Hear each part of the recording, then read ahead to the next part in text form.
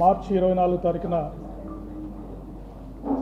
శ్రీ ప్రవీణ్ కుమార్ గారు రాజమండ్రి అవుట్స్కట్స్లో మరణించడం జరిగింది. సో వారి డెత్ మీద చాలా రకాల అనుమానాలు వ్యక్తం చేయడము, ప్రజలు కానీ వారి మిత్రులు కానీ, అందువల్ల ఈ కేసుని చాలా ప్రత్యేక దృష్టి కేసుగా పరిగణించి ఒక స్పెషల్ ఇన్వెస్టిగేషన్ టీంని కూడా రాజమండ్రి ఈస్ట్ గోదావరి ఎస్పీ గారి ఆధ్వర్యంలో ఏర్పాటు చేయడం జరిగింది. సో ఈ కేసు 24 వారు చనిపోతే ఈరోజు 12వ తారీఖు, అంటే దాదాపు 16 రోజుల లోపల ఇన్వెస్టిగేషన్ దాదాపు కంప్లీట్ చేసి ఫైనల్ కంక్లూజన్స్ మీకు ప్రజెంట్ చేయబోతున్నాము.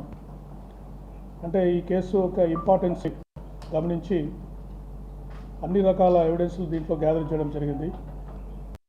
ముఖ్యంగా అవైలబుల్ టెక్నాలజీ, ఈరోజు మనకు అధునాతిక సాంకేతిక పరిజ్ఞానం ఏదైతే ఉందో పోలీస్ శాఖకి, వారన్నింటినీ దీంట్లోకి వాడి వారి ఎగ్జాక్ట్ కాజ్ ఆఫ్ డెత్ని మేము ఈరోజు మీకు తెలియజేయడం జరుగుతుంది.